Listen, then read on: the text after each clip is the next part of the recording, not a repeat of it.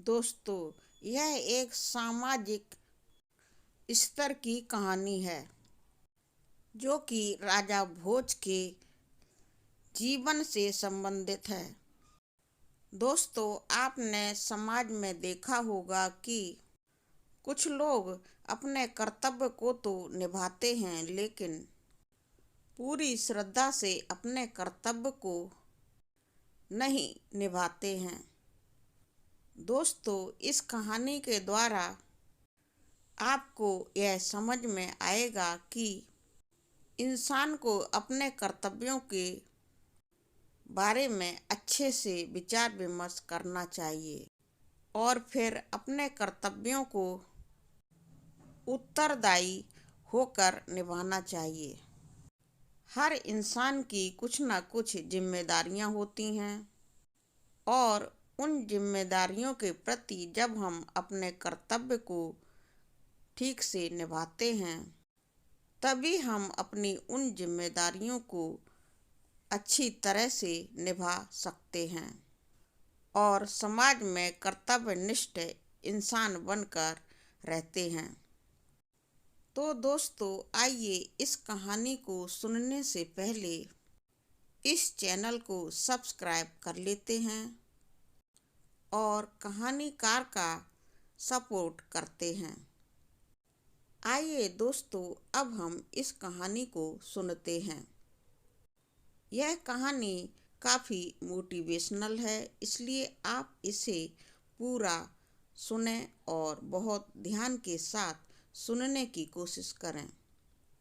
दोस्तों, राजा भोज के यहाँ एक बार ऐसा होता है कि एक सोमदत्त नाम का ब्राह्मण एक बार राजा भोज के पास जाता है और वह राजा भोज से कहता है कि महाराज, अगर आपकी आज्ञा हो तो मैं उज्जैन की प्रजा को भागवत की एक सुप्रसिद्ध कथा सुनाना चाहता हूँ।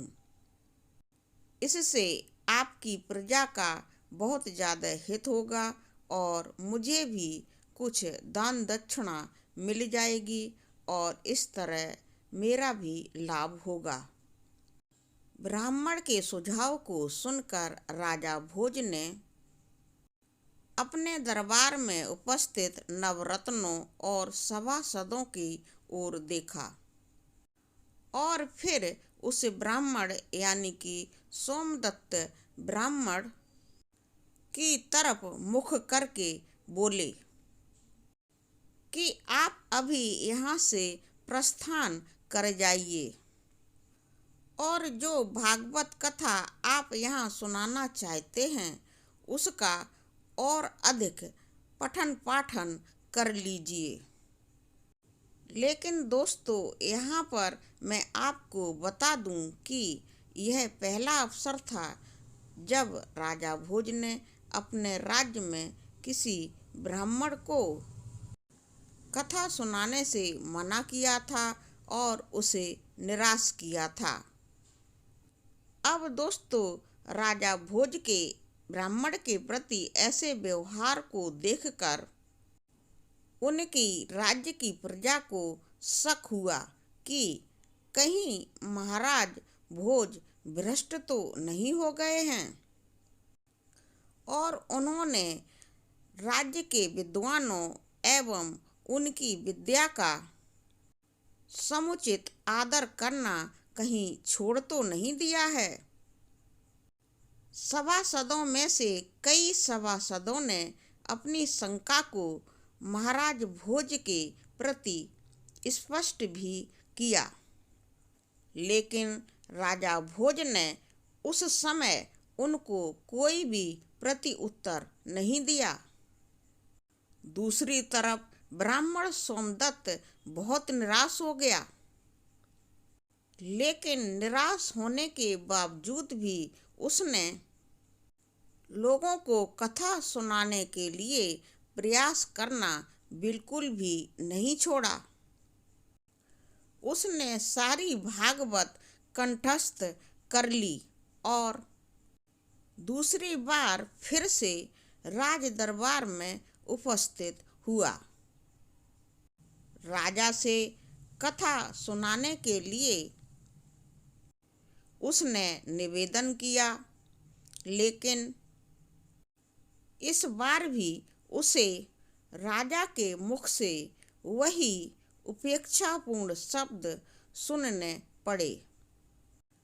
राजा ने ब्राह्मण से कहा, हे ब्राह्मण देव, मुझे लगता है कि अभी भी आप उस कथा का अच्छी तरह से अध्ययन नहीं कर पाए हैं।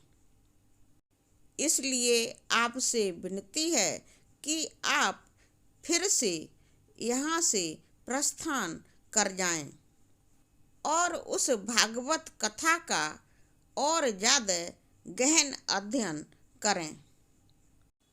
अब दोस्तों, होता क्या है कि इस बार भागवत के किसी भी श्लोक को ठीक से पढ़ा ही नहीं, बल्कि उसने हर एक श्लोक का भावपूर्वक मनन भी किया।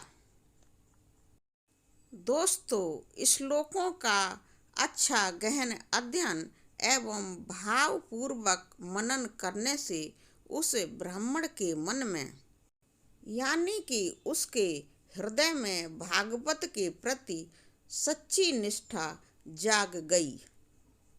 दोस्तों, इससे पहले उस ब्राह्मण ने अपने मन में सोच रखा था कि वह भागवत में कथा सुनाएगा और उसे सम्मान मिलेगा, इज्जत मिलेगी और ढेर सारी संपत्ति भी प्राप्त होगी।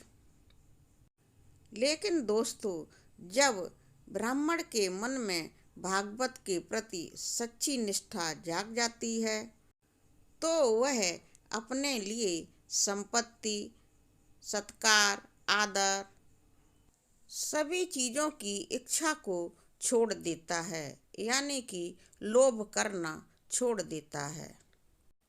अब उसका हृदय लोभ से मुक्त हो जाता है और वह ब्राह्मण सच्चे मन से पूर्ण कर्तव्य निष्ठा के साथ राजा भोज की प्रजा के लोगों में धर्म के प्रति सच्ची भावनाओं को जागृत करता है। और ऐसा करते करते जब वह इस कार्य में बहुत ज़्यादा लीन हो जाता है और राजा भोज के दरबार में बहुत दिनों से उपस्थित नहीं होता है, तो राजा को बहुत चिंता होती है और तब राजा भोज अपने सैनिकों को उस ब्राह्मण सोमदत्त का पता लगाने का आदेश देते हैं। कुछ समय के उपरांत ही सैनिक उस ब्राह्मण का पता लगाकर राजा भोज को बताते हैं। अब दोस्तों, राजा भोज उस ब्राह्मण के पास स्वयं ही जाते हैं और उससे निवेदन करते हैं कि हे ब्राह्मण देव, अब आप उज्जैन में भागवत कथा कहने के लिए अवश्य ही आएं। इस पर ब्राह्मण सोमदत्त भी राजा भोज को आश्वासन देते हैं कि वह उनके राज्य में भागवत कथा सुनाने अवश्य ही आएंगे। कुछ समय के बाद ब्राह्मण सोमदत्त उज्जैन में प्रजा के बीच में भागवत कथा सुनाने के लिए आते हैं। अब सभासदों और नवरत्नों को यह पता चल जाता है कि राजा भोज ने ही ब्राह्मण सोमदत्त को यहाँ भागवत कथा बोलने के लिए बुलाया है। तो फिर सभी सभासद एवं नवरत्न मिलकर राजा भोज से उनके ब्राह्मण सोमदत्त के प्रति इस तरह बदले हुए व्यवहार के बारे में कारण पूछते हैं। तो दोस्तों, राजा भोज यहाँ पर अपनी प्रजा, सभासदों एवं नवरत्नों को बताते हैं कि अब से पहले यह ब्राह्मण सोमदत्त सिर्फ धनोपार्जन के लिए ही कथा कहना चाहते थे, पर इस बार जो उन्होंने भागवत कथा सुनाई है यह धनोपार्जन के लिए नहीं थी, बल्कि लोक कल्याण के लिए सुनाई गई थी और लोक कल्याण के लिए ही समर्पित थी।